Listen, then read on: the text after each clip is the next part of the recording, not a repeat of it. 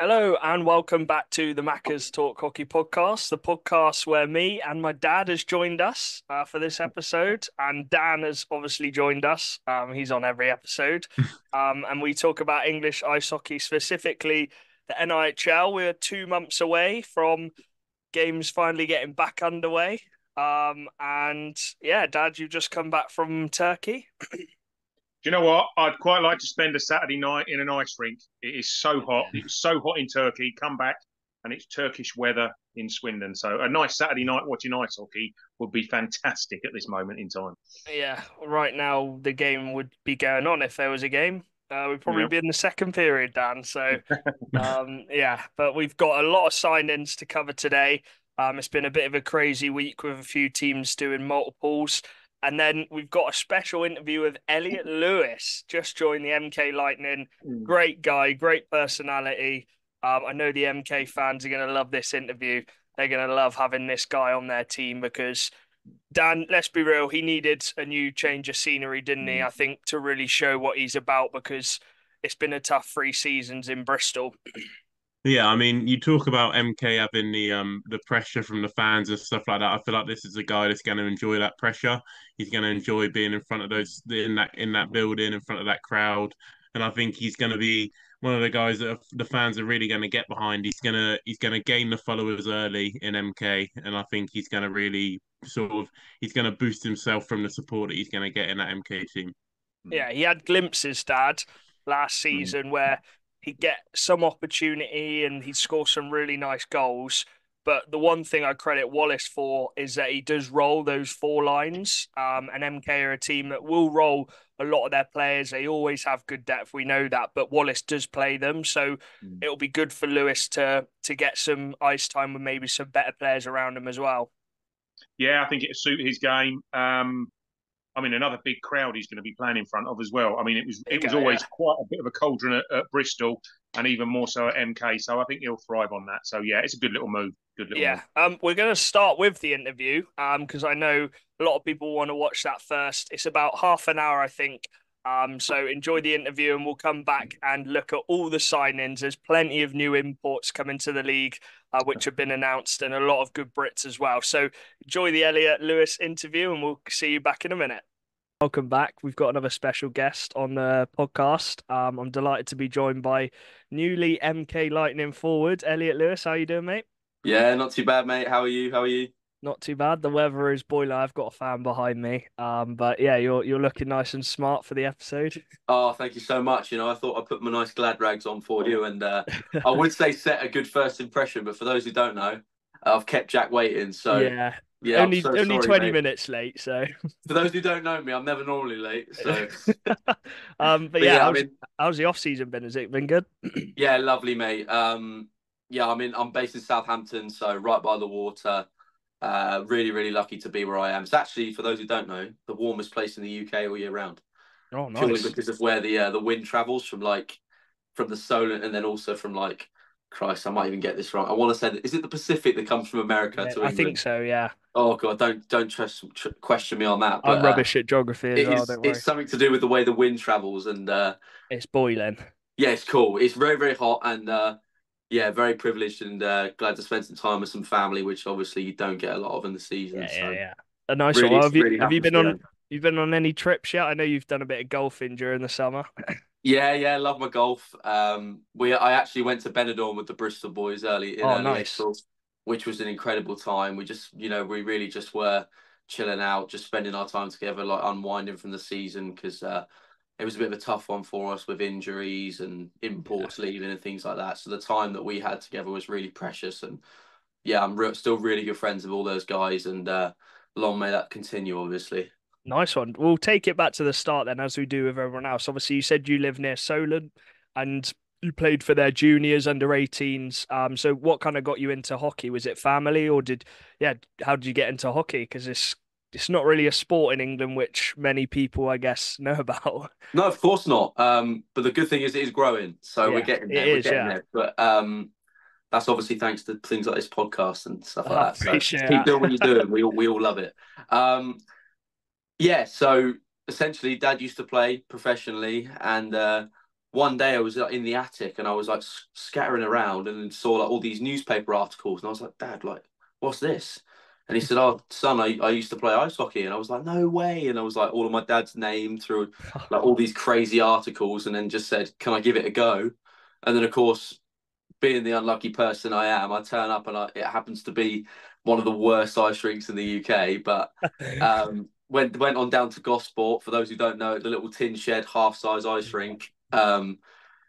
Yeah, it is what it is. But it's one of those places that it's a real community, Yeah. and everybody that goes there is there for a reason. Even the people that play for the Devils now, it's just that you get people that are driving past rinks like Swindon, or they're driving past rinks like Guildford to go there, and it speaks volumes of like what a place it is and what a community it is. So yeah, I've got so much to thank it for, and I still skate there now. Yeah. And yeah, I'm glad to say that's where I grew up playing my hockey, and that's how I got into it. So yeah, love Yeah, it. and So that's my home. well, yeah, you spent a good few years there, and you kind of went through the system playing in the twos. Then you went up to the national one as well. What was kind of the progression from juniors at Solent on that small ice pad all the way up to their top team? Yeah, like just as I was saying there about the small rink and things like that. In many ways, it's helped me an awful lot, Yeah, purely because your decision making has to be better, has yeah, to yeah, be yeah. faster. You've got no choice, and when you're playing, as you get older, obviously that it gets more physical, the game becomes faster, and then your IQ simply improves purely because of the size of the rink. And credit to Alex Murray and credit to all the people that have brought, the solar program to where it is now. We've got a clear pathway from the NIHL 2 side to the NIHL 1 side, and they've developed many National League players like myself.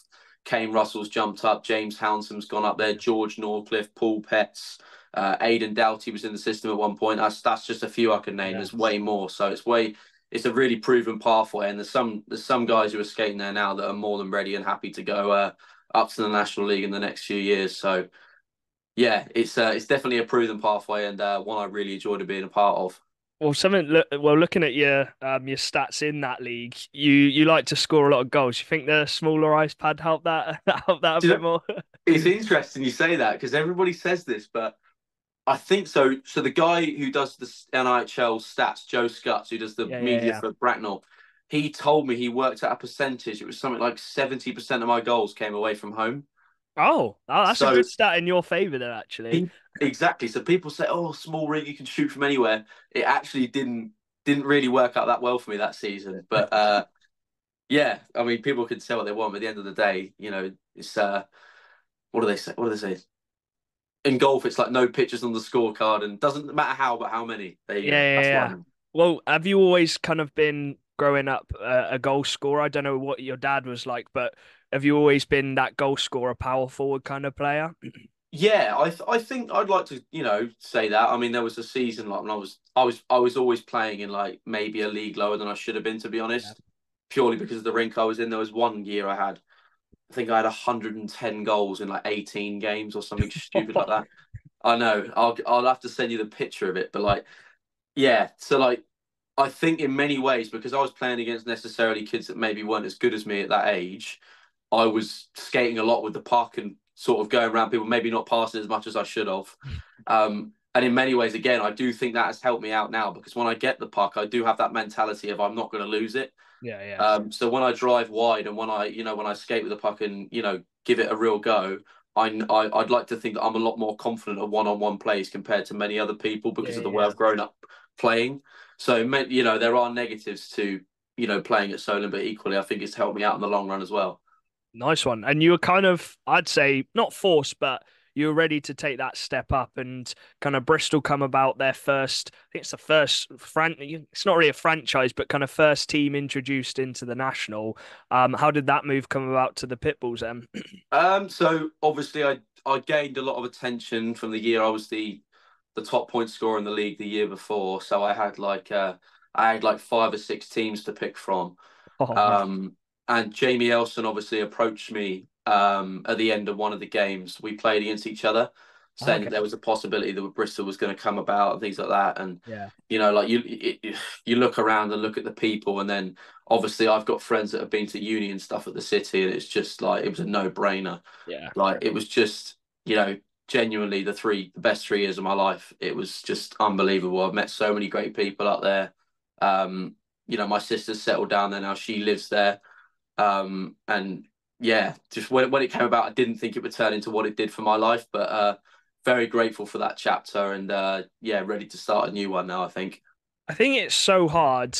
Actually, me and Charlie were talking about this. I think you'll agree. I think it's so hard starting a new team in the national in the south because there's not too many players flying about to pick up. Swindon have a lot of the players who've stuck around for ages, so you haven't really got too many to grab from. And I think in that first season, Bristol kind of just had to sign loads of different players like yourself who hadn't really played in the national before. But that first season was actually quite a good settle season for you guys. I think you were pipped right at the end by Basingstoke in that eighth spot, but it was kind of good little first season, getting the fans in and stuff. So that must have been quite a fun little season and a learning curve as well. Yeah, oh for sure. Like that first season, like you say, it was pretty nuts. I think we scored the most. I think we had the most goals. Oh no, sorry, we conceded the most goals, but still finished like a point off a playoff Yeah. spot. And it was like it just goes to show the talent we had on that team. Like you look at where some of those guys are now, like just all over the place and doing great things. Yeah. I think I almost just leaked a signing them by accident without it being announced. So I'm going to shut my mouth.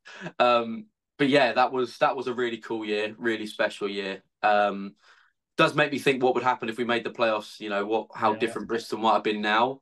But hindsight's a great thing, isn't it? So it's so hard to come into league. You look at Solway; they were tearing up the National One League, and they've come so close as well. But it's so hard to settle in the National League. And did you kind of feel that? I guess in the last few seasons, like these other teams have been around for ages. a little bit. I mean, yeah, like we always use the example of Leeds. So when Yeah, Leeds were the Chiefs, yeah, and that's true. Yeah, the process they went through, and then you look at where they are now. That's obviously the vision that Bristol have. yeah, Um, and yeah, you do sort of look around and think, oh, maybe a few years down the line, trust the process. But for me, it's nothing against Bristol. Like I had a lovely time there. Like, and it was really, really difficult leaving. Like, it was pretty emotional. But in terms of like the goal and the drive that I want to go and the direction I want to go in my career, I want to go to the elite league. It's as simple as that. yeah, I'm not naive to think that I'm going to go and be a superstar and play with imports. That's not what I'm trying to do. I know my game and I know what works successfully for me. And the goal is just to go up there, bump bodies, chuck pucks in the corner, and just play a role essentially. yeah, And I feel the best way to do that is, when an ex-NHL coach calls you, yeah, you simply cannot say no to the level of respect and where that guy's come from. If someone like that wants you to go and play for a team that have just won the playoffs, you tell me what you would do. It's as simple yeah. as that. We'll get to MK in a second. Obviously, points wise for yourself, your first 3 seasons within the National League. Actually, what was the toughest part about coming to the National League? Because you played National One for a few seasons, then you come into the National League, and it is quite a big jump, isn't it?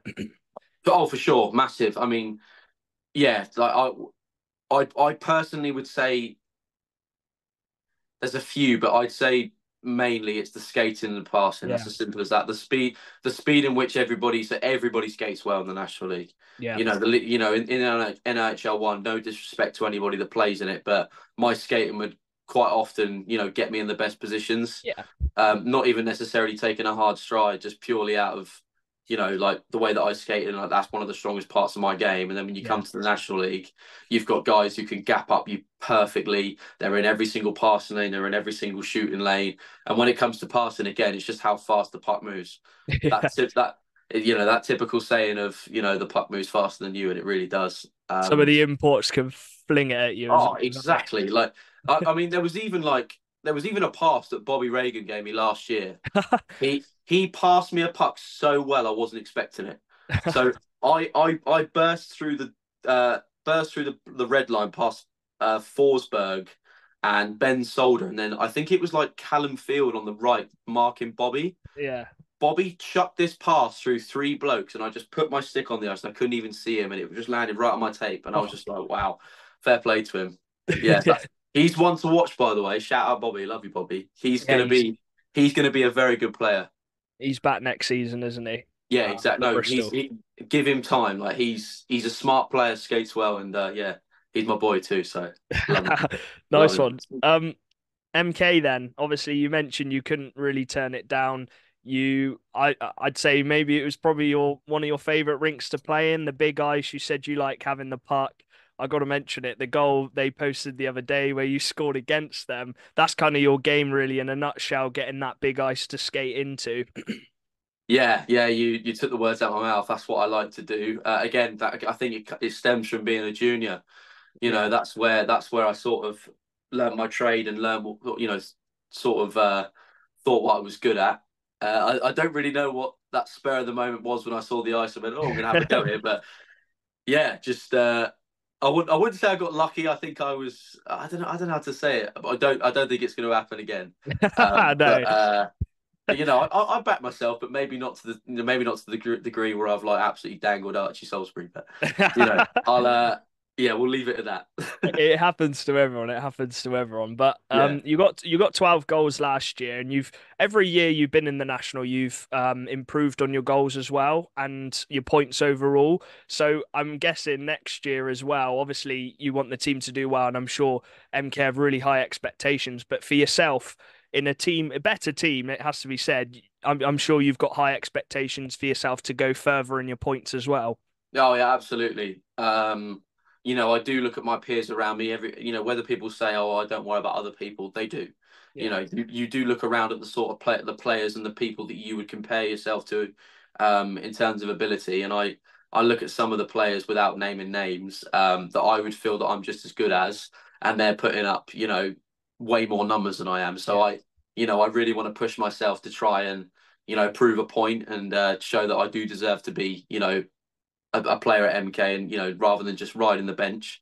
Yeah. That's not what I'm there to do. I want to prove Yeah. a point and put my foot down and say that I'm not just a grinder. I want to prove a point and yeah, get my name out there. Nice one. And it's been quite a few changes with Milton Keynes, but they've brought in some play. Dom Gabai is someone who you're going to be playing alongside next season, and you look what he's done at the Bees. So how excited are you to be part of those kind of new set of players coming into Milton Keynes? Also playing with the likes of County, Gulliver, who was already there, for example. So how excited are you to play alongside them?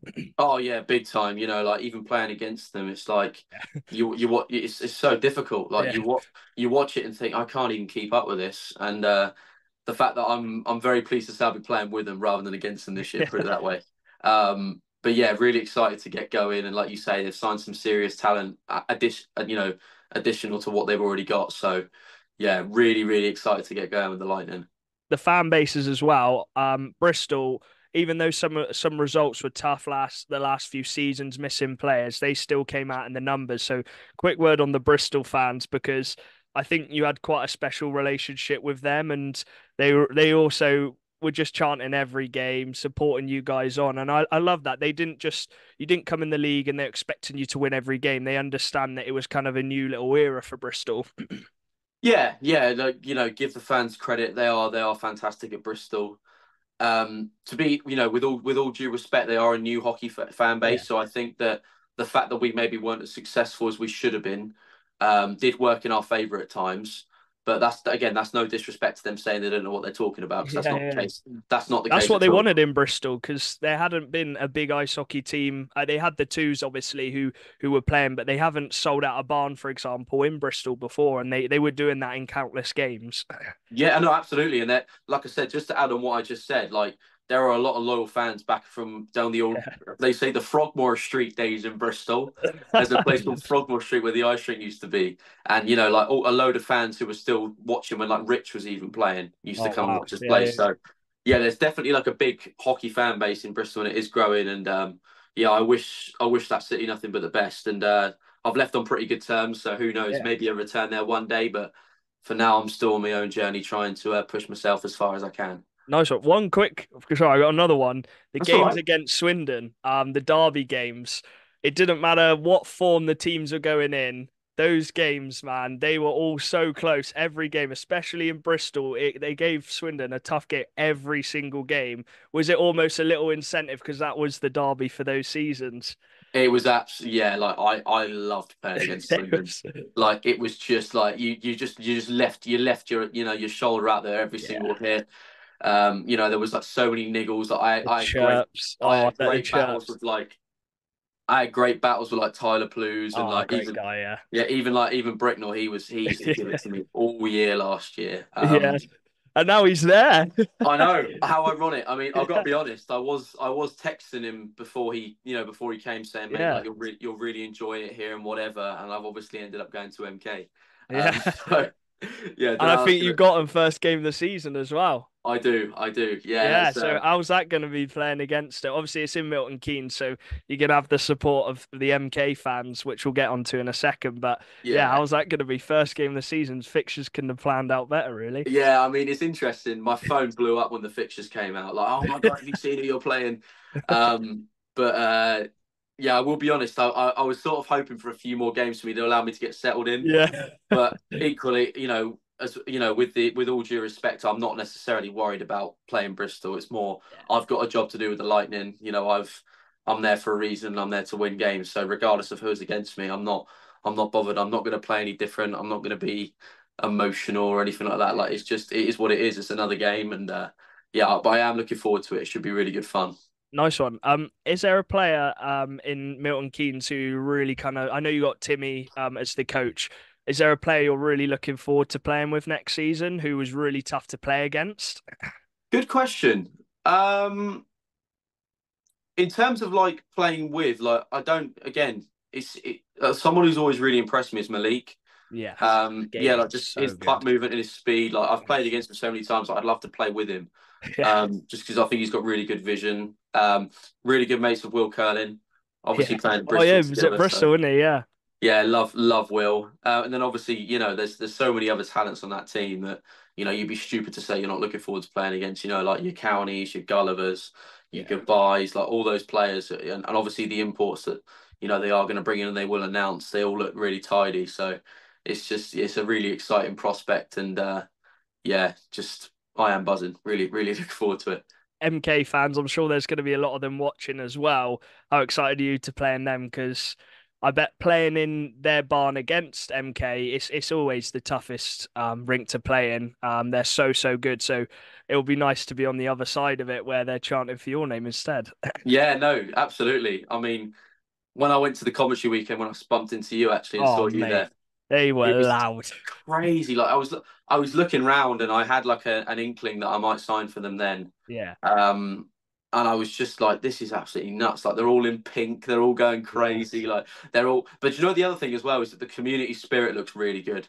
It's yeah, not just like you go to football games and you get like your dad and your son, and then there's like so many other individual blokes. Whereas like ice hockey, it feels like there's a real community yeah, in a fan base. It's like it's one big family, and genuinely at MK, that feeling like you see people buying pints for each other and like, here's my cowboy hat, take this, take, and I'm just like, oh, that looks like every person who's played at MK has never said a bad word about it as well. yeah, So every person that I've had a phone call off or like, you're going to enjoy it or whatever, it's just all about the fans, how positive it is, and what a great little community you've got there. So yeah, I'm looking forward to meeting everybody and hopefully make some new friends and some new connections. So yeah. yeah, looking forward to it. Nice one. And I was gonna just mention how excited are you? A bit nervous, maybe playing for Milton Keynes. A lot of response. Sorry, not responsibility. That's not the word. Expectations on them. They're a top team. They're fighting for trophies every season. So, bit of nervous, or are you just more like I'm ready to go kind of thing? I want to prove myself, like you said earlier. No, absolutely. I think if I said if I wasn't nervous, I'd be lying because you don't. If you're not nervous, you don't care. Oh yeah. Even as a It's fan, you just, get nervous going in that of building. course I'm you not do. gonna lie. Of course you do. Like, of course you do. Like, I mean, if it's like if you get a player who's just, they're not nervous, they genuinely don't care. Yeah. Like, it doesn't matter how many games you've played, you get that feeling in your stomach of like, I'm about to go out, I've got to be ready, and Yeah. like you say, playing for a team like Milton Keynes that comes with expectation, that's something I think I'm going to thrive off. Nice. I want to use that and use that as a fire in my belly to say, look, this is what this team is expected to do, and that's what I have to expect of myself. And if I look around and everybody else is putting in the same shift that that I think I am, then that's all you can ask for as a teammate as well. So you need to just make sure your game's stepped up and ready to go, just like theirs is. Yeah, I've heard there's a few very good golfers on Milton Keynes as well. Yeah, I think yeah. Patrick Forsberg apparently is nasty with the golf club. So I bet you're looking forward to playing with some new lads as well. Yes, I am very excited. I actually just got added into a group chat today with just like an icon of like a golf club, and I was Oh, like, "Oh, bang, what's you've got this?" it.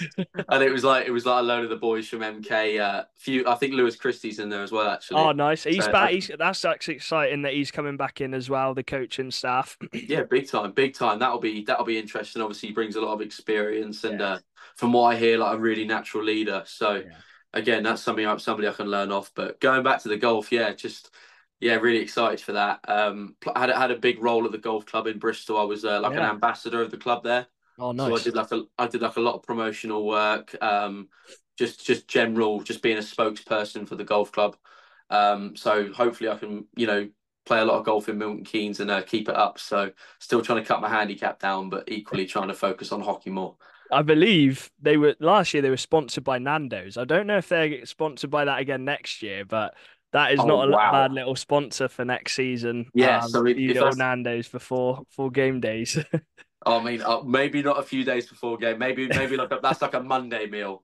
Uh, Post game. as much as I'd love like a little butterfly chicken, I don't know, but that's normally the biggest treat when you play at Sheffield. We go over Oh, the road to the big complex, and it's like Nando's, Five Guys. It's yeah, got loads. everything, Yeah. and yeah, and Nando's after there normally hits pretty well. Nice one. We'll wrap it up then with a couple final questions. Go for it. First of all, what's kind of, I know you've mentioned them a lot, but what's kind of your message to the Bristol fans who've supported you the last few seasons? And yeah, I know you love your time in Bristol. Yeah, just again, I put like a little thank you video on the supporters club group Yeah, I chat. saw that actually. That was really Oh, good. nice. Oh, thank you. I mean, no, it was words from the bottom of my heart. I really do mean it. But without boring anybody who's already seen it, just again, can't thank you enough for everything you've done, your loyalty and your support Yeah, towards myself on and off the ice. That's the main thing is they're all good people off the ice too. They'll yeah, all help you out in life, whether it be it can be anything. yeah. So yeah, huge thank you. Do you know what I will shout out actually? I didn't do is my shirt sponsors. Oh The yeah, Wor- yeah, the yeah. Wor- the Worth family, if you are watching, Danny, Haley, Amelia, and Beth, you know you are. So thank you so much. I didn't actually give them a big shout out, so No, I you've love got that. it. I They, love they've that got it because now. the fans play a big role in it with all the sponsors, all the kind of kit grid stuff as well. They do play a big part in it, and I love it when the players give kind of their thanks back. The final question then, we always end on it. MK fans, there's gonna be a lot of them watching. What can they expect, and what's your little message for them next season? Okay, what you can expect. I genuinely believe that nobody in the league plays the way I do. That's Nice that's one. my opinion in terms of I don't think anybody carries size at speed the way that I do. Yeah, big power Um, forward. that's what I'll say, and that's not me being. I don't think I'm being arrogant. I'm just confident in my ability. Um, I don't think there's a frame in the league that travels as fast as I do. Yeah, I hit really hard, and I'm not scared to take the puck to the dirty areas. So I'll definitely keep you on the edge of your seat. Obviously, if I play my best game, and I'm sure that I'm in the right environment to do that. So really looking forward to meeting a lot of new people, and I'm looking forward to hearing that big drum. Bring out the yeah. lightning. The music before as well. Oh, I love it. Like the Thundertaker thing. Yeah, Oh, it's so cool. it So is. cool. So, even that and just, I'm just really, really excited. And what Nice I one. will what I will say is to people in MK, whatever you guys do, from past players to present players, you set a good example for on everybody. So Yeah, whatever you're doing, keep doing it from the management team to the fans to the yeah. supporters club. Oh, Good job. they are Because the biggest fans and the biggest fans in the league. You can't deny that. So I bet you're looking forward to playing in front of them. Thanks for hopping on.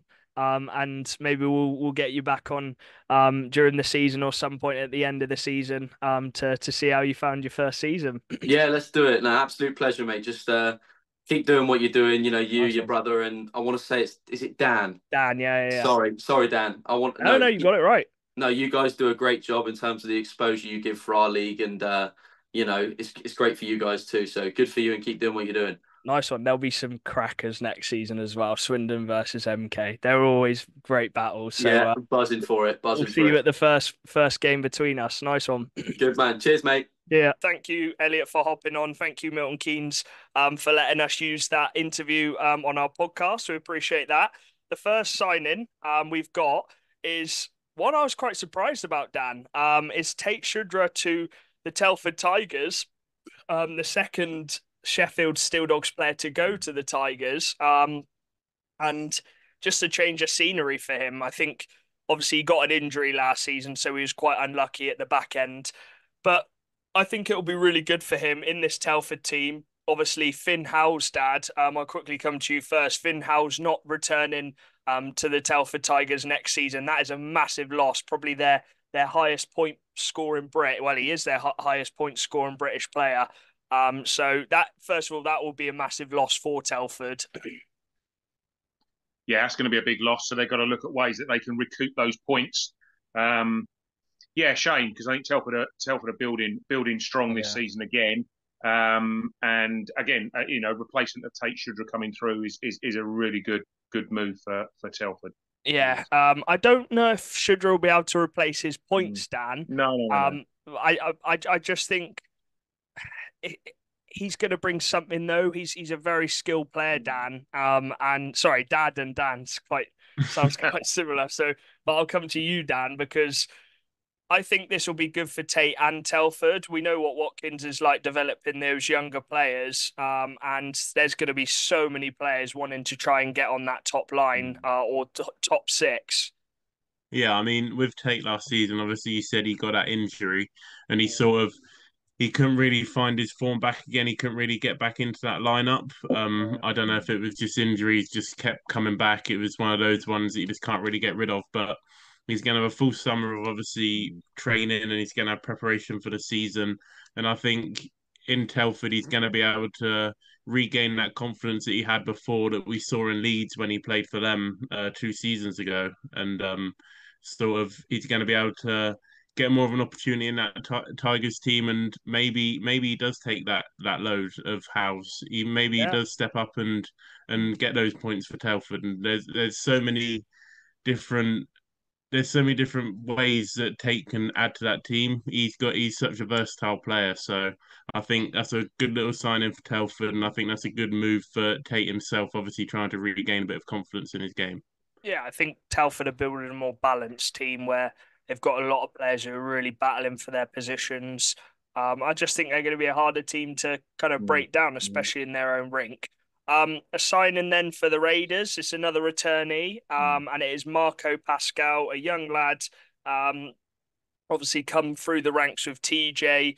I think it was probably was it his first or second full season, Dan? I think it was his second one last year. I thought it was his first. I think he It was might have sort been of his in and out first the full year before. season. But Yeah. either way, he's now got a bit of kind of experience in the league. And with some of the D men which Raiders have lost, Dad, obviously Tom Ralph's moved on. This is a chance for Pascal to kind of step up now and become one of those top 4 D men for the Raiders. Yeah, and it was at times it was a real tough rink to go to at Raiders when the momentum was there. So he knows the rink, he knows the players that have stayed this season. So yeah, I think another solid signing for them. He knows what he's got to do, and I think again he'll be working hard to make sure that rink is a tough old place to go to for anybody. Dan. He's not really I wouldn't say he's a physical kind of player, but he's a very good skater, and he's going to have to be getting those breakout passes to the likes of TJ and Leishram when he plays, whoever their other import forward is. I think that is going to be the quick transitional player to come in on that top 4.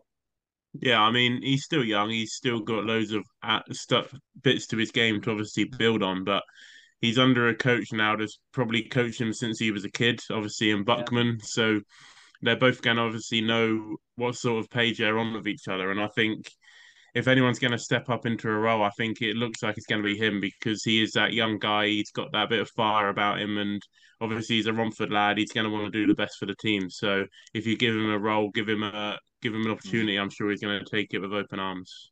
Yeah. On to Bison then, Dan. Obviously, Bison have done a what should we say? A five sign-in special week, so Mm. one each day, and they started off the weekend with an absolute banger. Sorry, I'm just trying to get his elite prospects up, but is Zach Shankar from TMU, Toronto Metro University, and that rings a bell because Mr. Ryan Wells also played at Toronto Metro University.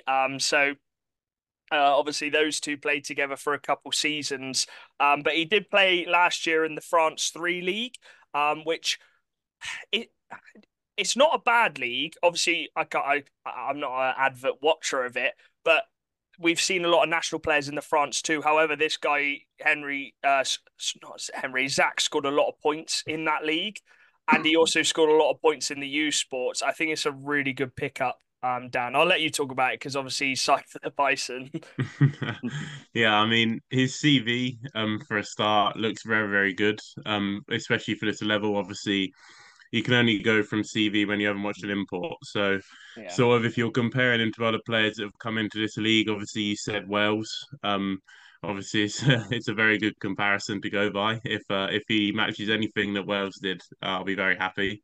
Um, but just from watching little videos of him, he looks like a really good skater. He looks like a really confident guy on the puck. I think in that ice pad in Basingstoke, he should hopefully be able to carry the puck well and sort of get the puck up to the forwards. And I think with those points as well, it gives you a bit of point scoring from the back. Obviously, we know our forward core isn't going to be the most obviously dangerous. So if we can just get a few points from the back, maybe he can quarterback a power play as well. Yeah. I just think it's a very smart pickup, and I think the import D route was definitely the right way to go for Basingstoke. Yeah, they had to get an import D, Dad. I think this is the guy who they're signing, 6'1", big defenseman, strong defenseman. I think in his picture announcement he had a black eye. So I think Bison need this player, Dad, to, as Dan said, run the power play, can do the penalty kill as well, and he's going to probably have the most minutes as well. And that's exactly what you want as your import D man who can do a bit of everything. Yeah, you're going to start at the back, aren't you, with solid netminder in place, Yeah. and then some solid D to back that up. And I think, yeah, he'll be taking a real strong lead. I think, wouldn't you agree, Dan, in the Bison setup and leading that He's the main D guy. line, that D core, to develop them and to support the netty and then support the forward line as well. So yeah, crucial signing. He's kind of in his prime as well, 28 Mm, years old. He's yeah. he's not coming straight out of U Sports. He's had a couple more seasons Mm, to settle.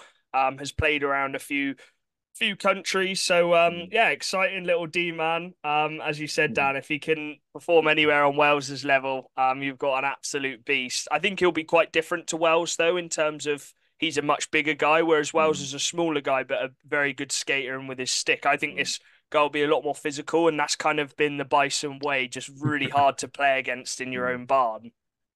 Yeah, that's it. You like that gritty sort of play in Basingstoke. The fans also love that sort of that play. Like you said, with his black eye and his picture, the fans seem to love that more than the signing. That just shows sort of what Basingstoke's like. But I think yeah, just looking at him, he's going to fit straight into that team, and yeah, I like the pickup. Yeah, on Yeah, to another one. Sorry, I was just gonna say Spadafora. So Luke Spadafora, um, two in 2 days for the import signings, straight out of the U Sports. And yeah, he looks exciting. I'm not gonna lie. Obviously we've already got a Spadafora in our league. And there's already people online saying it's gonna be the Spadafora versus Spadafore battle. But just getting his elite prospects up, Dan, and the stat which jumps out at me, the team he played for, in the last season, they had 3 wins and 25 losses. And in those 28 games, he still managed to get 19 points, 11 goals, their top goal scorer. So even though it was a tough year for the team, he still kind of stood up as being that main guy and trying to get them through games, scoring some goals, got some pims as well. So he's going to be hungry to really prove himself coming into Basingstoke. Yeah, I mean it's a really positive that he's sort of kept that goal scoring and that point getting going. Obviously it's tough in a team like that. It's tough when you're obviously losing most weeks, and it's tough to get the urge to want to play. You know what I mean? So it's good that he's been able to keep that energy up. And again, just from looking at videos of him, he looks like a really good skater at the park. He's obviously Yeah. on the right wing. He looks like he's got a really quick release on his shot, so hopefully we should be able to catch a few goalies out. But I think with this guy, it's going to take a bit of time for him to get settled into the league. I just have a feeling that after a few weeks, once he's got used to the UK, once he got used to the guys around him, he's going to find his feet, and I think he could be a really good point getter for Basingstoke. Dad, 6'2", another tall guy. You look at the players they've brought in as well. Milton, he's 6'1". Will Stead, he's 6'1" as well. Basingstoke are building a big, tough team, and yes, they might not have as many stars as maybe your Leeds, Swindon, Milton Keynes, Hull, but it's not all about that, is it? And if they can play hard hockey under this exciting coach who has a lot of experience of coaching very tactical teams, they could be very hard to break down. It will look quite formidable, you know, the lineup before the national anthem, and you got a big squad opposite you. Yeah. And again, you don't want a team full of individuals. You want a team full of individuals who play well together as a team, and that could be actually key. I think again with quite a few of these imports that are coming over, we've seen it before. It's how quickly they can settle. Is the game, you know, a few penalty minutes under their belt to begin with, and then settle into the way that we work and the way that we play, and then who can settle in quickly, and that will really help. So yeah, it's a good, good. To be fair, I think most people are going to be excited to go down to Basingstoke this season and play. It's going to be cracking. I think he said on the thing, I'm looking forward to playing him in front of the best fans in the league already. So he's going to be a fan pleaser for sure. On to Milton Keynes signing, and they did a little 3 in 3 days as well, starting with the defenseman, young Josh Saunders from the Scottish League, Dan. I believe if they sign Griffin, this is their 8th D-man they've got signed up. So they've got a lot of depth, a lot of players who are going to be fighting for the spots. Saunders got a point a game in the SNL, which is not bad for a young defenseman. He had little games here and there for the Five Flyers and the Dundee Stars. I'm not sure how much ice time he got in those games, but he's definitely someone who's, we've used this quote a lot, a very low risk, but could be a very high reward signing in terms of you just don't know with these sort of players. He's only 19 as well. So if MK can keep him around for the next few seasons, he could develop really, really well. Yeah, and I think you talk about that competition in D as well. Having these young guys in and sort of making that competition a healthy competition is only going to do good for these guys. Obviously, he's been in the SNL.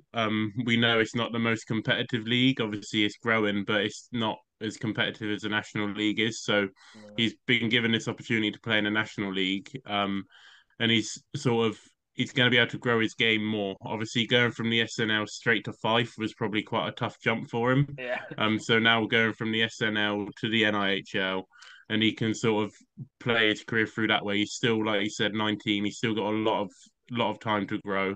And I think if you want to grow into a competitive team, a competitive environment, then MK is a perfect move for him. So good luck to him, and hopefully he can get the opportunity that obviously he signed at MK4, and hopefully he can make his mark in MK. Yeah, it's going to be a lot of competition. They've signed it. We'll go into it in a minute. They've signed a lot of new kind of young players. But back to the Basingstoke Bison, and they've brought in a new exciting defenseman. Another young. It's a lot of young players being signed this week, who are giving the National League a good go. And Stanley Johnson comes in for the Bison. He's 21 years old, so he's a bit older. But he's been playing over in America, Dad, and he's been playing in the USPHL, which is a youth kind of league.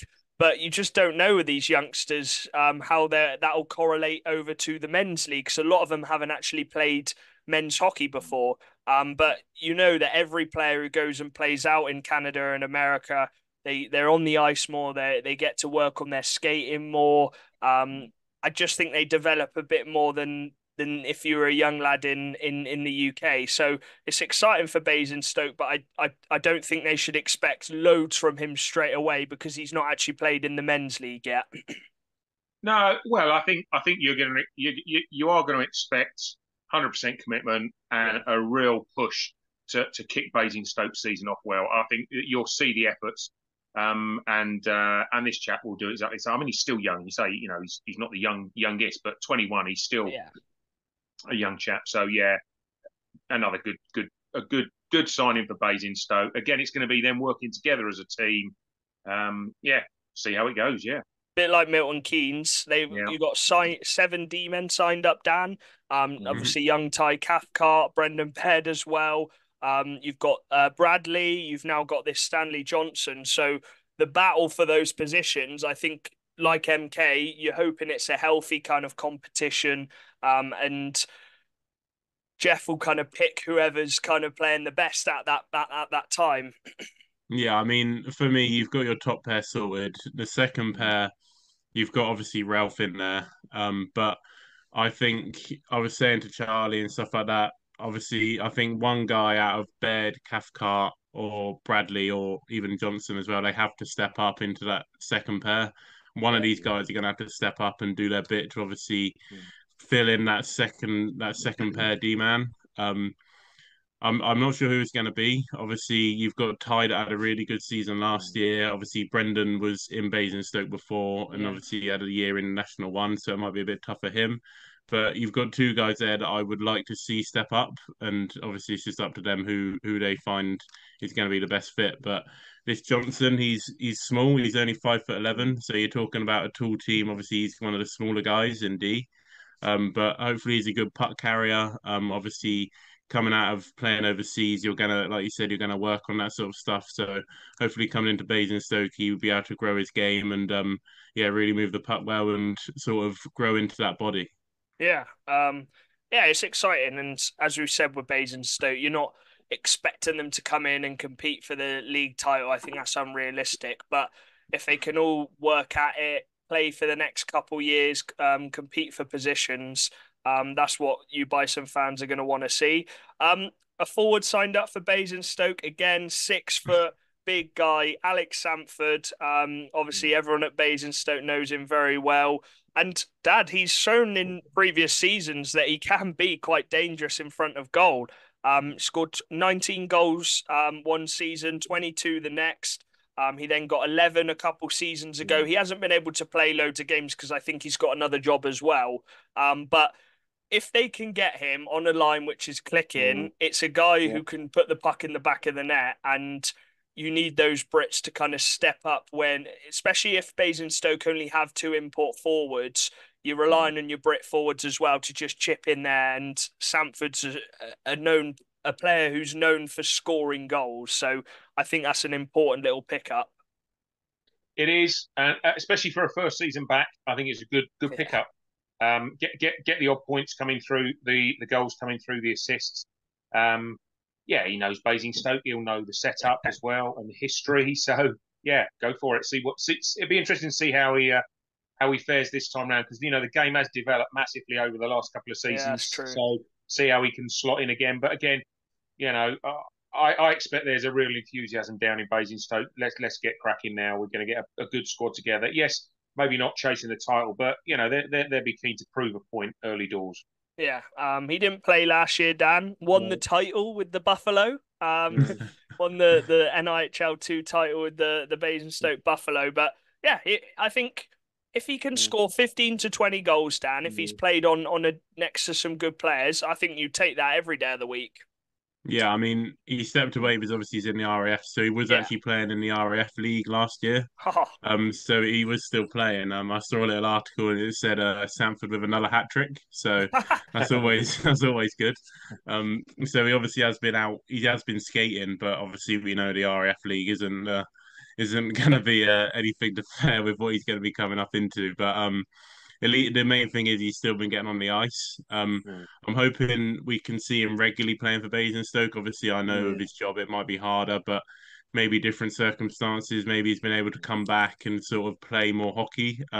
It'd be good to see sort of the best we saw of Sanford was when he was regularly playing, and we sort of when we saw him slowing down a bit was when he was sort of in and out of the lineup. So I'm hoping we can see Sanford sort of regularly this season. But obviously, like I said, you can't tell for sure what's going to happen with his job and stuff like that. So, but yeah, I like the pickup. Obviously, like Ian said, he knows Basingstoke well. He knows the ethos around that team, and like you said as well, if you put him on the right line, he's a guy that you know is going to put the puck in the back of the net. So you got to be smart with where you put him, but he's a guy that's going to step up to the goal scoring chart.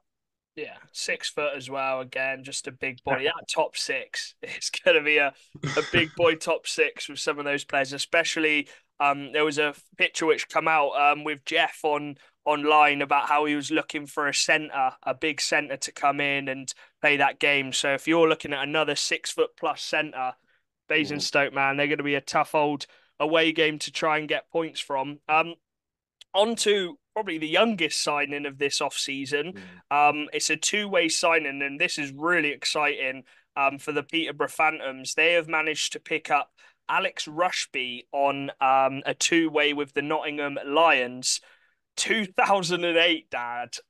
He's 16 years old, 6 foot already, so he's quite a big lad considering he's only 16.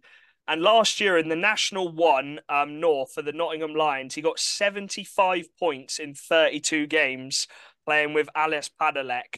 That is exciting, but you have to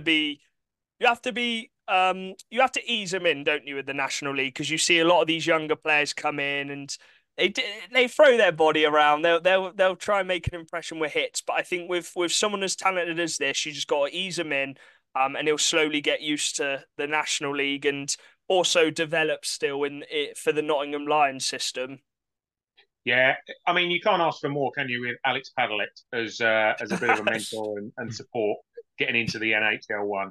So yeah, I mean, yeah, he's a tall lad as well. So yeah, depending on how he plays, he could be asking for hits as well. But again, if he's scoring the goals, so he's got a good record. So yeah, he'll be out to prove himself. And again, a good new little setup at Peterborough. Yeah. So again, change of coach as we know for the first time in many years. So yeah, he'll be a good pickup. I think a really good opportunity for a young chap to set his stall out. Yeah, For Peterborough. Yeah. Dan, they've got a good set of young players. Obviously, Kynaston, who played a lot last year, Rushby, and then they've also got AJ Herring, who's coming up the ranks as well. So 3 really exciting players to come in, and again, it's going to be little battles between those 3 to get the line on the 4th or maybe even 3rd line next season. Yeah, I mean, Peterborough have always had a history of having really good youngsters, and the reason for that is because they get opportunities there. Obviously, Slava was one of the best at bringing up youngsters into the league and sort of easing them into the perfect sort of line for them. Obviously, we've seen what Tate did in Basingstoke, and we saw what he did in Bees as well, giving those young guys opportunities. So I'm sure Peterborough as an organisation are going to be hoping that Tate can carry on that sort of management of bringing these young guys up and giving them the opportunity that they deserve at the right time. And obviously, he's had history of doing it. So I think these young guys are still going to be in good hands under Tate. And I think Tate knows what he's got to do to obviously keep the board happy and sort of keep Peterborough happy with the youngsters that they're bringing up. Yeah, exciting one. I'm sure we're going to be speaking about him for many years on the podcast as he grows into the National League. Back to the Raiders, and Brandon Aliff has re-signed. Just a quick rest in peace to obviously his father, who sadly passed away last month. Really nice guy, helped out a lot with Romford. I know Charlie had a few really nice conversations with him as well. So we send all our love to Brandon and his family. And he signs a 2-year deal, Dad, with Romford. He wasn't going to go anywhere. He's been with Raiders since 2017. So I think that was a no-brainer for him to come back, and he's got another big role next season. He got 22 goals last year, his joint highest in a National League season. Obviously, he was playing with Miller and Schufelt for large parts of last year, so that was probably nice for him. But he's got to continue, hasn't he? Because Raiders, I think well, they've gone with the goalie and they've got the import D-man, which only leaves two import forwards. Mm. So you're really hoping your Brits can take that next step up to help with the points up front. Yeah, and he knows the ring, doesn't he? He knows the Oh, setup. Quick player as well, really quick player. Um, so yeah, I mean, he's going to be wanting to improve again, isn't he, this season? And again, depending on who else they bring in, he'll be wanting to put the points on the board as well. It can't just be down to the imports that come through. He's got to put the numbers up as well. So yeah, a really good signing for them. I mean, he wasn't going to go anywhere else, was he? no. To be fair. He's a good complementary player, Dan, I Yeah. think. It's all well and good putting players with the top guys, but they've actually Mm. got to match the way that those top guys play. So he was in and out of that kind of top line, but he'd always find his way back with them, wouldn't he? Yeah, I mean, I was going to say the exact same thing. Obviously, what Buckman's got there is he's got a guy that knows can play with imports. He's got a guy there that he knows he can put on the top line with some imports, and he'll be able to still keep up with them. So you've got obviously, and then you've also got Ailif, who's obviously a Romford lad. Like he's a bit like Pascal. If he gets an opportunity, he's not going to turn it down. He's just going to take it with open arms, and he knows exactly how to play for that Romford style, and he knows exactly how to play for that crowd. And I'm sure he's going to still score double figures in breakaways this year. So Yeah. it's always exciting with him. Yeah, he'll definitely get a few breakaway goals. Solway Sharks signing Callum Boyd. Really come on last year. He's only little, but he's got that Scottish in him. He had a fight with James Griffin, who's a very tough guy. He scored. Let me just get his elite prospects up, but I think he got a career high for the Sharks in the National League. Yeah, he got 16 points last year from the 3 the year before, 11 goals. He can PK. He's so a bit like Ailif actually. He's Mm. so quick off the rush. He scores a lot of breakaway goals. And I think you've got Carter Hamill in that squad as well. You've got Callum Boyd and Carter Hamill to come and forecheck you. It's going to be another little deadly duo, Dad. Yeah, and again, yeah, I mean, yeah, Carter Hamill and Boyd, you can see it now, can't you? They're going to be little terriers around that Yeah. rink, and they'll just be causing havoc and winding up some of the players as well, the opponents. You can see it now. So yeah, but again, if he can continue his scoring again this season, which I think they'll need that. Another good opportunity to build on last season. Yeah, I agree. I think he's got to step up even more as well, Mm. Dan. Obviously, with quite a few players Yeah. leaving who are their top point scorers, so they're going to need points from elsewhere. And I think he's going to be a guy to do that. We won't talk about a specific signing who he may have leaked in his interview, a certain Jordan Boysa. We will wait for that to officially get announced. But I think he pretty much leaked it. And I think that was in the rumours for the last few weeks. But we'll get to that when it's officially announced. But we go back to Basingstoke, Dan, for your last signing of the week, and it's a depth piece. It's probably a fourth liner. Again, he's a tall guy, quite skinny guy, but he's quick and he's just gonna be a nuisance, isn't he, on that fourth line? And that's Adam Erskine. He got a bit of ice time last season for the Bees. And you need these. You can't just have loads of superstars in your team. You need these grinders who are going to play that bottom six for you. Yeah, I mean, he's not going to be a guy you're going to look for to get that goal. But if he can just be a really good skater in that in the depth, obviously depth lines, obviously get on the ice, just be a nuisance, like you said, just work hard, put 100% effort in every time he's on the ice. Then I've got no complaints. I'm sure just doing that alone, you'll pick up a few points just here and there. We got Just 7 drive the net a last little year. bit, Mm. just dump the puck, obviously chase after it in the corner, just be that little rat, really, like you said, and just sort of play that game. I'm sure the Bainstow fans will get on with him well if he does that for him. But like I said, you're not going to expect everything from him. Just send him out there and just give the top guys a bit of a rest, and that's all his job is there to do.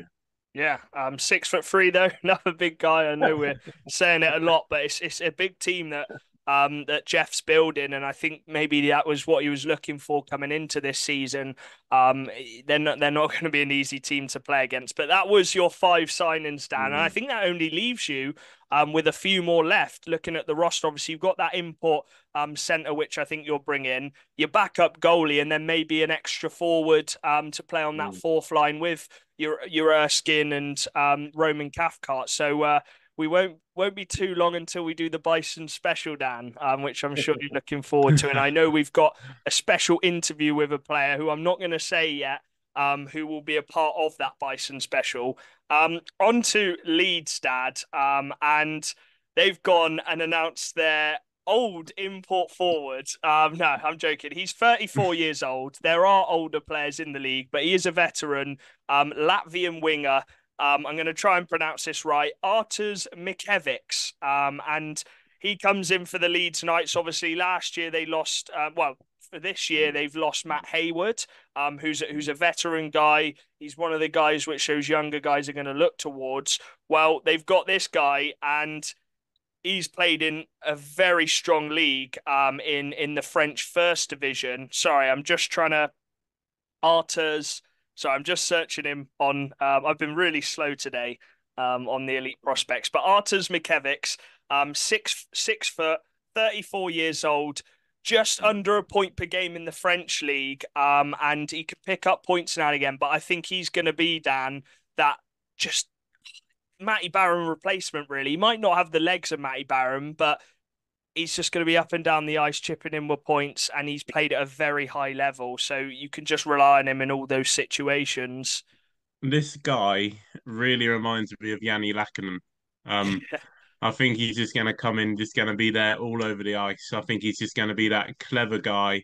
He's obviously, well, how old is he? 34 years old. So he's obviously coming near the end of his career. But the amount of IQ that he's going to have for the game is going to be unbelievable. And the fact they've also got a Bissonnette on that team as well with the IQ, they're going to be a very, very clever team again. And this guy, he might not have the legs like people are saying, but at the same time, we say it all the time, you don't need the legs if you're in the right position. And I think this guy's going to be in exactly the right spot, both ends of the ice. And I just think he's a guy that Aldridge is going to be able to depend upon.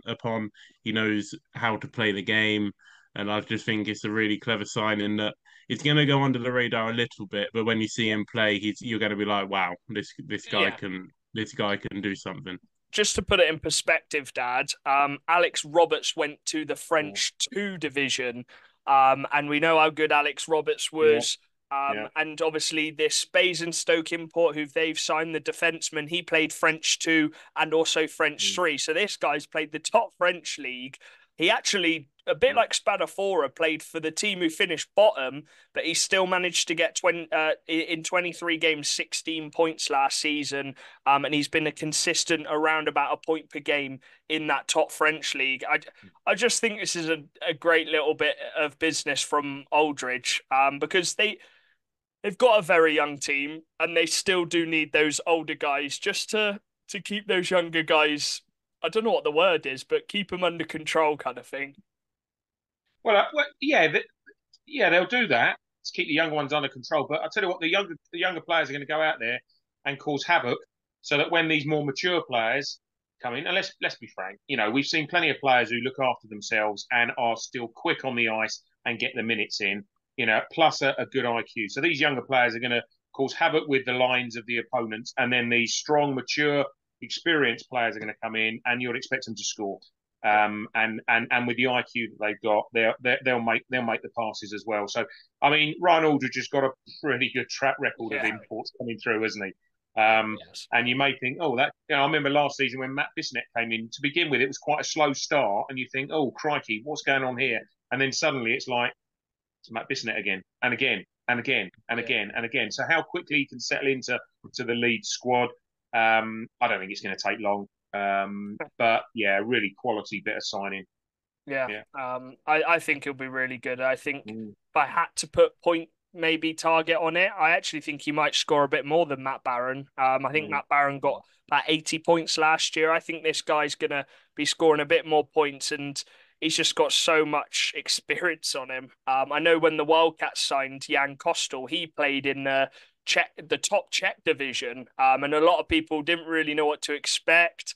And then he come in and he was just such a good all-round player, and I think this guy's going to be similar. So good signing for Leeds. They've got one more import slot left, yeah, because they've signed the defenseman Matt Bissonnette, Artis, and they've got one more. And I assume they'll go for a forward. The Bristol Pitbulls have signed Tanner Butler. He's back for the third season running. Top point scoring defenseman last year. But I believe he was also the top penalty minute guy. And Dan, unreal player. We've seen Tanner Butler play at his best, and when he's playing at his best, he's hard to he's hard to get past because he's so physical. He's a good skater. He can also rack up the points. It's just those penalty minutes. As the captain as well, and an import, you can't be spending 144 minutes in the penalty box, can you? Because he's their best PK as well. He's the best player on the penalty kill. Yeah, I mean, he's got it. We know what he's got, but I'm thinking this season, with obviously the signing of Batch, it takes a bit of pressure off him. He doesn't have all of it to do. You know what I mean? Obviously, I'm not taking away. Not that now. I'm not saying that they've signed Batch. He doesn't have to do anything. Like he's still got stuff on his head, but like he's not got everything. So I think this season he can really start to focus on his own game and sort of maybe you see Bat sort of playing a more defensive role, but like we know he can, and Butler can sort of be that more offensive player. Maybe that's the way he likes to play. Maybe that's what's been holding him back is that he's had to be doing that defensive work. So if you can sort of get him comfortable in what he wants to play, now you've got that bit of leniency with the D that you've got. You could really get the best out of Butler. And I think if you can get the best out of him and sort of keep him out of the box as well, he's easily one of the best D-men in this league. Like the points he can put up is no joke. The way he can defend is no joke. It's just, like you said, just finding that balance with the penalties. And also he had a few injury issues as well last year. So maybe less of the ice might do him good. A bit more focusing on his own game will do him good, and just sort of getting that balance right with the penalties is very dangerous for Bristol if they can do all of that. It's quite hard to judge, Dad, players 100% when they've played for Bristol who have struggled a lot the past few seasons, and I think this Bristol team should be much better. They've obviously brought in Dunbar and Bricknell, which are statement signings. Batch, they've got a bit more depth. They've got a few players from America, which brings a bit more depth as well. So we could see Butler but an even better Butler because Bristol will probably be winning more games. And when you're winning more games, you're not taking those silly penalties and you're able to have fun a bit more. And when Butler's scoring at a good rate, he's so hard to stop. Yeah, I remember when Butler first came in, and I thought I still think he's a fantastic D man. I think his skating ability is superb. He really gets under the skin of the opponents as well. He knows how to do that really, really well, and goad in the opposition. I think it's been the Bristol team. We know where they finished for the last two seasons, and so frustration sets in. Real frustration sets in, and that's where I think the penalty minutes comes in. They lose their heads, and I get it. They're just so frustrated. But I think, as you said, Jack, they're building a team now with some quality that's coming through, and I think he will naturally not lose his head as much, and the other players in the team if they're re-signed. And I think we'll see the best Tanner Butler. I think this could be his season because he's not being totally relied on in the D space. Yeah, they've got I think Batch. he's got those opportunities. Yeah, exactly. I mean, if you play Batch and Butler on the same line, that is some top line to get past. And he's a fan favourite in Bristol as well. He's a fan favourite in Bristol. They love him in Bristol. And I think if Bristol need to get that momentum going so that they're not seen as one of the teams who are going to finish in the bottom two. That's where the frustration kicks in, and they've set themselves up now where they're obviously not looking to be in that position with the players that they've signed. Yeah, I agree. It's exciting, and I think Bristol fans have every right to be excited for next season. On to Milton Keynes, and they've signed two brothers, Dawson and Austin Osborne. They're actually twins, and they've played everywhere together. And the most recent one is that USPHL, which we've seen a lot of players go to, Dan, when they actually go over to America. I think it's a pay to play league, so you get a lot of young talents go over there, get a lot of ice time, a lot of training. And they played for the Tampa Bay junior setup and got over a point per game, or just on point per game, both of them. This is They might not be like as grindy and as in your face as the Hamill brothers, but they're going to be brothers who's going to come in, want to prove themselves in the men's league, because I don't think they've played in the men's league before. And it's a bit of an unknown, but I think it's two really good pickups for Milton Keynes, and you whack them on a line and then maybe chuck Jarvis Hunt as the centre between them, and you've got them either side of him. That's a really nice little third or fourth line. Yeah, I mean, you talk about the Hamills, obviously what they brought. I think these guys are just going to bring something totally different. Obviously, these guys are going to bring the points. I think you're going to get a lot more sort of depth point scoring with these guys than you would with the Hamills, because they're just two totally different style of players. So I think I can see what MK have done with this, and I think they're sort of looking at it. We can't just sign one; we have to sign both because, like you said, if you get them both on the same line, you've got a perfect little line combination there because there's two guys there that don't need any introduction to each other. And then you just put in a guy like you said, like Hunt, that could just play the game and knows the game well, so he should fit on perfectly to that line. And then that's it. You don't need any sort of introduction for that line at all because you've got two guys there that have played their whole career together and they are twins. So it's like, obviously, these guys, maybe they might take a bit of time again to get used to playing men's hockey, but I think these are guys that once they find their feet and start getting a bit of confidence behind them, I think they're going to be hard to stop on that third line or even fourth line. Yeah. We haven't spoke to you, Dad, about, obviously it's your first time back on for a while. It's a lot of change for Milton Keynes, isn't it? They've obviously lost some key Brit players, but they've certainly replaced them with a lot of Brit forwards who I think are going to be really keen to try and prove themselves. And these two brothers, I think they're going to come in and really go for it. And there's going to be a lot of competition. You've got Elliot Lewis as well, who I know is hungry to try and get in that team and get in that top nine and really put up the points. You've got Jarvis Hunt. We know what he can bring. And then you've still got Grinnell Park. You've got Callum Field, and then Conroy as well, who's another young lad. So it's just going to be a lot of healthy competition, and you've just got to hope. MK fans have got to hope that Tim Wallace can manage them all with healthy competition. Do you know what I'm trying to say? Yeah, I mean, they're going to have a big squad, aren't they? Yeah. They are the biggest It's team in the looking league. like a 24 kind of 25 Yeah, man squad, I think. they'll probably be the biggest team in the league. They get the biggest crowds. They've got phenomenal support, and so people are going to want to play for them. But also along with that, there is a pressure. When you've got a big squad, and the expectations are high. Second in the league, playoff champions. The expectations are going to be really high. There's a little bit of unknown because people are coming in from outside of this country. MK are going to be strong again. They are going to be really strong. And yeah, these boys are going to want to prove themselves. Again, how quickly people can settle into the league and how quickly they can bond together as a team, because there are a lot of changes in MK, but actually that could be a good thing.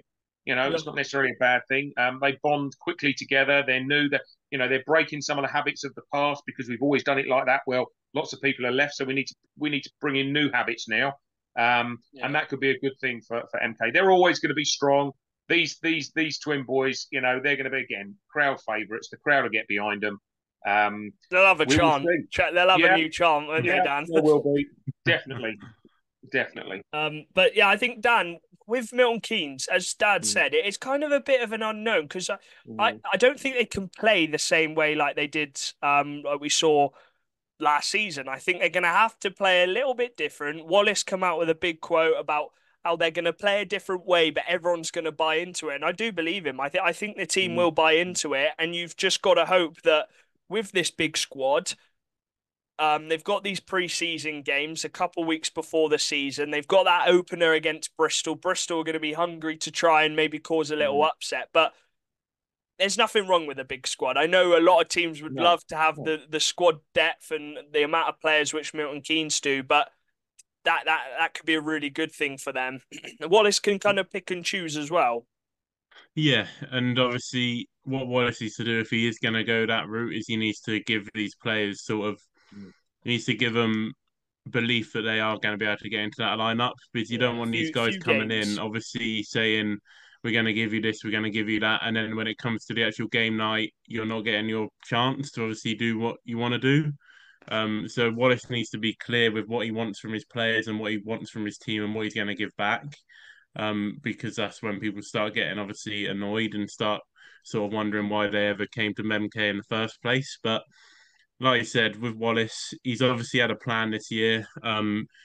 A lot the guys that left, people were saying, "Oh yeah, we need to replace this. We need to replace this." They're not easy to replace. Like you No. can't just No, go out and get a guy like just like that, like flick of your fingers, and you've got a guy there to replace Venus.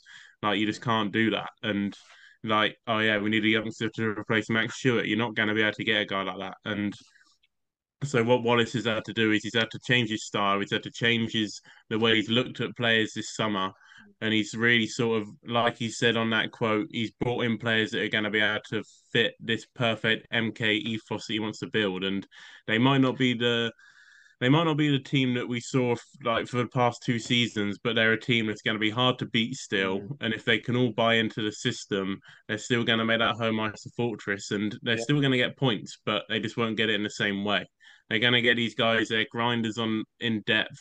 They're going to be a nuisance to play against on all lines, and they're just going to chip in whatever way they can, play the best Mm. game they can, and just really fit that MK squad to the best of their ability. And that's all they're going to need. And they're still going to be that same dominant MK team that we've seen for the past 2 3 years.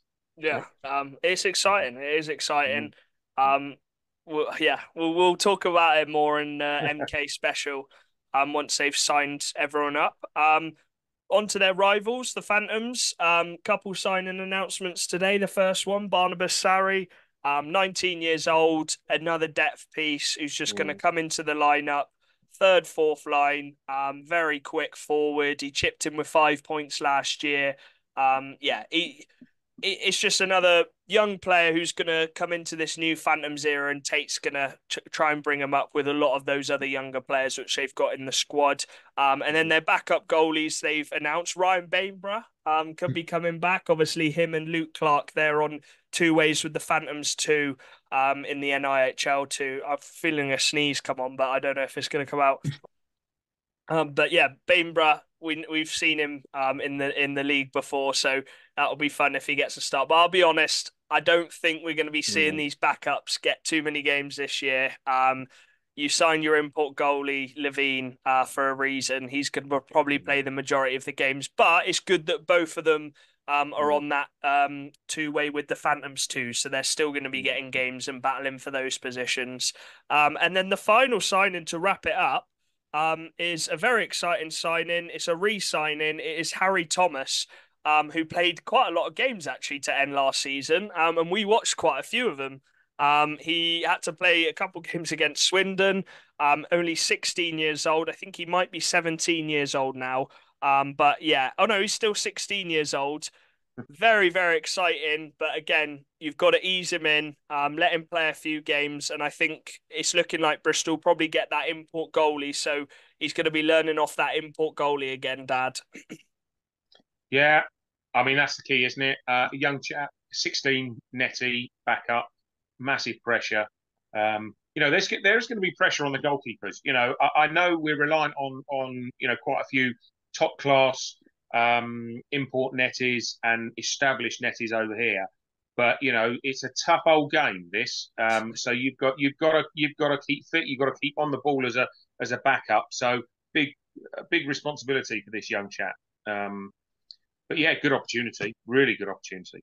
He was really exciting, Dan, when we did Mm. watch him. I know he let in quite a Mm. few goals, but Yeah. he's going to because he's only 16 years old. But if they can keep hold of him, Dan, hey, he's one for the future, man. A bit like Ben Norton was when he come into Bristol. He's still really young as well. He's at Telford, but these younger goalies, this is you want them still hanging around the Yeah. national Yeah. teams. Yeah. Yeah, from what I saw of him last season, I really liked what I saw. Yeah. He's a guy that I think he's gonna. I would, if I was Bristol, I'd see if you can give him the same amount of games Yeah. as last year. But obviously, don't throw him into the games like they did last year.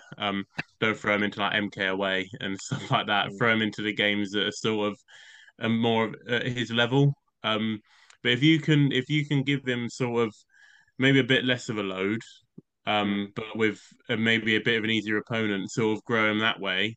You could definitely see a faster progression from him this year, just from that. I don't think it's a bad thing what happened last season to him. Obviously, it's bad that he was getting thrown into games like that, but you saw him facing over 60 shots in MK and he was keeping it below 10. Like it in the scheme of things, it sounds bad, Yeah. but when Yeah. you've got a young goalie like that going into the stage of MK, obviously having that many shots against him, it's a good game really, keeping it below 10. So I think if you can sort of, he's going to have the summer to prepare again.